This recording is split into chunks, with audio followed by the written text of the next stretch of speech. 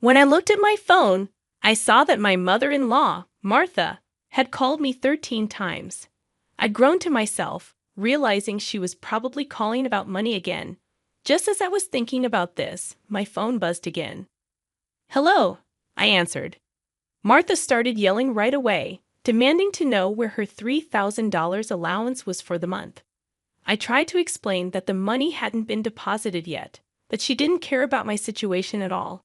She just wanted what she wanted. I was fed up. She never thinks about how her words and actions affect others. I had no choice but to tell her the truth. Her son had passed away, so I couldn't send her any money anymore. "My name is Jennifer Smith. I'm 32 years old, and I work at a big financial company. I'd also take care of our home. I got married to Mary about 2 years ago.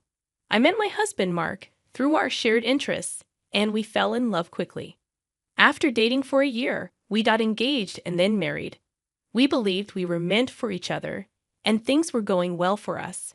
But here's where a problem came up. Martha, my mother-in-law. Mark's father had passed away a few years ago, and since Mark didn't have any siblings, Martha was his only family. The trouble started when I first visited her home to meet her before our wedding. "Nice to meet you, Martha," I said, but she didn't seem pleased. "So, you're Mark's fiancée," she said with a hint of disapproval. "Ah, yes, my name is Jennifer Miller," I replied. "You're quite plain, aren't you?" "I wonder what Mark sees in you," she said, and I couldn't tell if she was joking or serious. Her words shocked me, coming from the mother of the man I loved. Seeing my reaction, Mark frowned at his mom. "Mom, why are you being so harsh? How can you say such things about the person I chose?" he asked. "No, Mark, I'm just trying to find the right woman for you," Martha replied. "But I chose her." "You have no right to interfere," Mark insisted. The argument got tense, and I couldn't intervene since it was my first meeting with Martha. Despite the awkward atmosphere, we managed to express our intention to marry. But as we were leaving, Martha called out to Mark.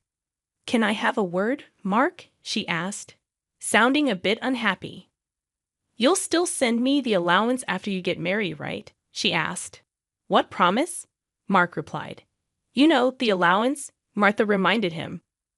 "Oh, that. Yes, I'll take care of it." "Can we not discuss it here, please?" Mark replied, a bit uncomfortable. The tension between my husband and his mother lingered in the car on the way home. I finally asked Mark about what had been bothering me. "Hey, Mark, about the conversation you had with your mom as we were leaving." "Yeah, I should have told you about it, Jennifer. I heard something about an allowance. After my dad passed away, I've been sending money to my mom every month." "How much?"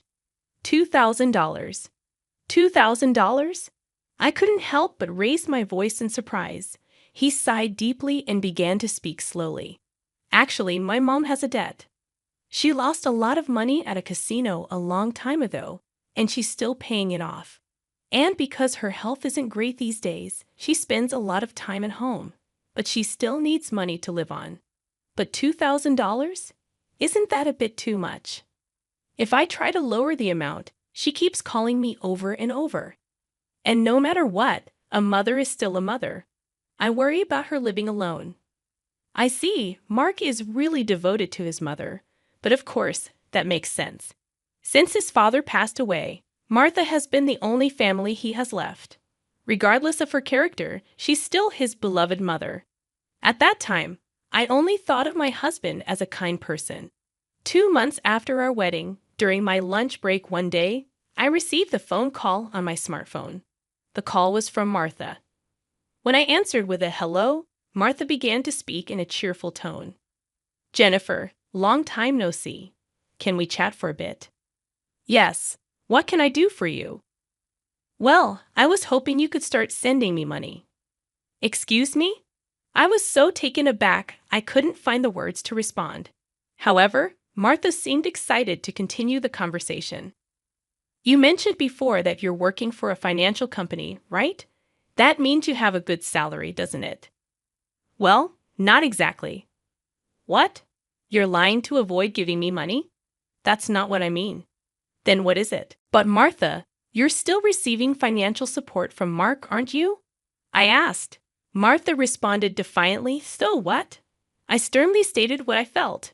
"Martha, receiving $2,000 monthly support is a big deal, and yet you're asking for more." Really? You think so? If you were to send me an additional $1,000, I could avoid burdening Mark, Martha replied. What do you mean by that? Well, I have Mark as a guarantor for my debts. If I fail to make payments, the debt collectors will go after him. Do you understand? But aren't you using part of Mark's $2,000 to pay back the debt? I'm short. I haven't told Mark. But I have a significant amount of debt. Martha confessed. Even her husband was unaware of it. Having children in the future would increase our expenses. In addition to that, taking over Martha's debt was not an easy task. But if Martha's payments fall behind and the debt falls onto Mark, the interest will likely have accumulated significantly by that time. If I refused to send money, it would eventually become a problem for my husband as well. It was better for Martha to pay off her debt now. Thinking along those lines, I reluctantly agreed to Martha's proposal. All right, I'll start sending you money. Really? Good, Jennifer. I knew you would say that. The total, with Mark's contribution, will be $3,000.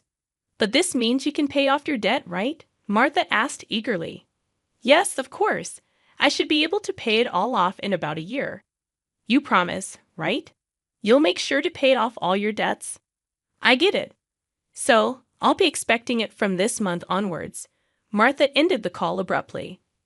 Physical exhaustion from work combined with this emotional burden only added to my stress. $1,000 a month? That's gonna be rough. But it's also to prevent future problems for us. After all, if Martha can't make a living, it will upset Mark as well. That night, I promptly reported the matter to my husband. He told me I didn't have to do this. But I had already given my word to Martha, and it was a decision made for our future well-being. Mark expressed his gratitude and understanding, even as he maintained a sorry expression throughout. Time flew by, and 2 years have passed since then. The financial aid we thought would end in a year is still ongoing, and even now, we are transferring $3,000 every month to Martha. What's more, about 2 months ago, Mark fell ill and has been unable to go to work. He's on sick leave, so he's receiving disability benefits, but it's a mere pittance compared to his previous salary. Last month, I managed to transfer $3,000 to Martha from my savings, but it would be very challenging if this situation continues. Unbelievably, Martha has not once come to visit her sick son.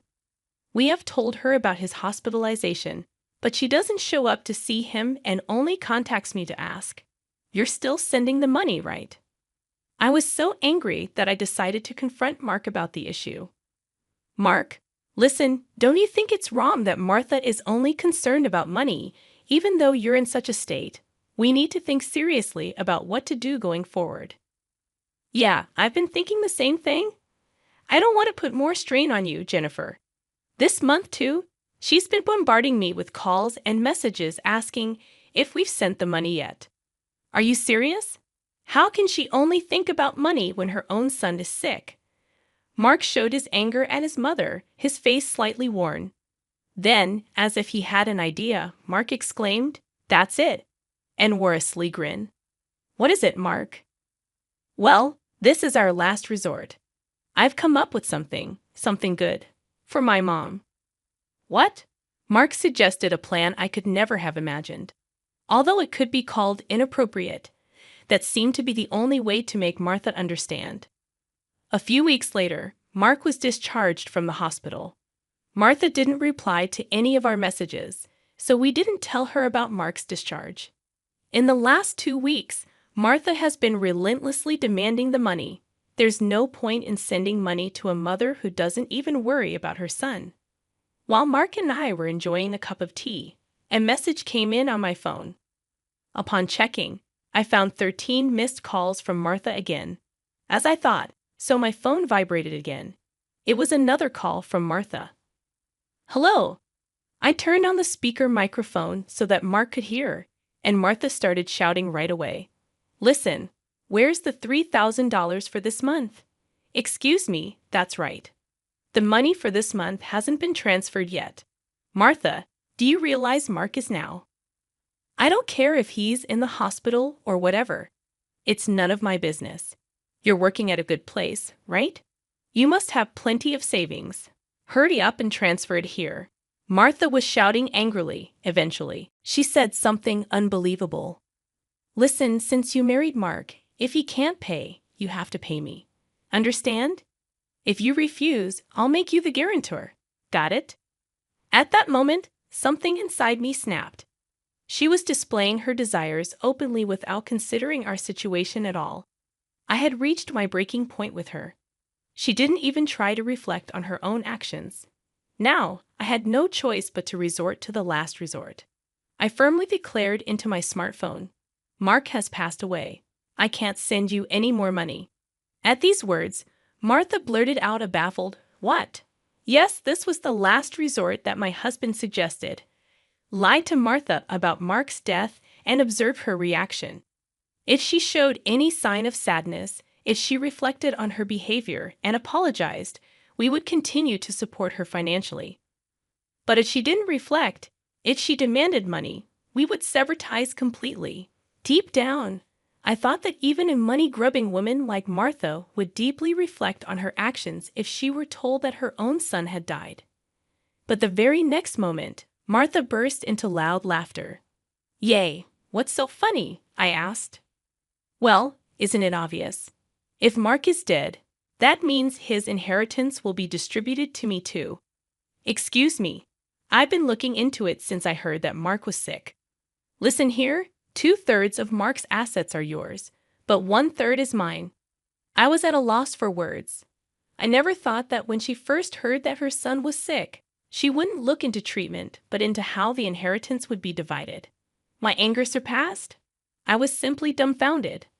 My husband seemed to feel the same way, and as our eyes met, he slowly nodded. This was the signal to continue with the plan. I once again said to Martha in a strong tone, "Martha, did you hear what I said? Mark is dead." "I heard. What about it? Aren't you sad your own son passed away before you? You just make sure to send me some. I won't let you get away with not doing it." With a click, the phone line was cut off, and a dial tone echoed. I glanced at my husband and saw that he was shaking, his face red with anger. "Mark, are you okay?" I asked. My husband looked into my eyes and said, "I'm cutting ties with her. She'll likely come here eventually demanding money. Let's wait until then, okay? But are you really okay with this? Cutting off ties just like that?" "Yeah, I have no regrets. After that call, she's no mother." My husband's eyes were filled with hatred, and I felt the same way. A person who only thinks about money over her own son's life is not family to me. A few days later, as we expected, Martha came to our house. For the time being, I decided to hide my husband in the next room and deal with Martha myself. Then Martha approached me with a face like a demon. "Hey, give me Mark's inheritance right now." Again with that? Anything else to say? He's already dead, isn't he? It's pointless to say anything now. Yet you never even visited him. What are you saying? Are you really his mother? You're so annoying. Give me the inheritance right away. I don't mind getting a lawyer. Speaking more would be a waste of time. Just as I thought, my husband emerged from the next room. Seeing him, Martha let out a startled gasp as if she had seen a ghost. "Mark, why weren't you dead?" "Long time no see, Mom," he said. "Sorry, but the news about my death was a lie." "A lie? How could you be so disrespectful?" Martha exclaimed. "I wanted to confirm your true nature, Mom. I was curious about how you'd handle the allowance if your son died. But you turned out to be a gold digger, just as I suspected," Mark replied sternly. "What? How dare you call your mother a gold digger?" Martha protested. "Silence. I'm cutting ties with a toxic parent like you," Mark shouted. Martha's mouth hung open in disbelief at my husband's angry shouts. She could not come to terms with the fact that her own son was severing ties with her. "What? What does this mean, Mark?" she stammered. "It means exactly what I said. I can't consider someone like you as my mother. No way, Mark declared. Then what about the allowance? Do you really think I would? Martha started, but Mark interrupted her. You're on your own with the debts. We're moving, Mark said firmly. Wait, please. If you do that, what about my living expenses? Martha pleaded tearfully, reaching out to my husband. He forcefully shook off her hand, looked at her coldly, and said, I don't care about your living expenses. You have been living off us without even a single apology. I really understand your despicable nature now. Don't you dare show up in front of us again. No, wait, Mark. Are you going to abandon your mother? Martha cried out. But my husband ignored her words. He grabbed Martha's arm and dragged her to the front door. He threw her shoes and bag outside and chased Martha out of the house. Martha made a fuss outside for a while but disappeared after a bit, perhaps unable to withstand the eyes of the neighbors. She tried contacting us multiple times, but we ignored all of her attempts. We set Martha's number to be automatically rejected, and we finished moving. Regarding the matter of co-signing for the debts, it became invalid since Martha had made Mark the co-signer without his consent, and therefore he was not responsible. Without the allowance from us, Martha seems to be leading a miserable life. It's only natural, as she had been using the allowance for her gambling habits instead of paying off her debts. She still has a mountain of debts and is chased by debt collectors every day. She can't gamble anymore and seems to be working from dawn to dusk for the foreseeable future. It's unlikely that she will be able to pay off her debts completely. She will have to keep working until she is unable to move. This is entirely her own doing. As for us, we are spending fulfilling days in our new home. My husband's condition has stabilized, and he has returned to work after some time. Now there's a new life growing in my belly. We're going to have an additional member in our family next year. From now on, we want to spend happy days as a family of 3.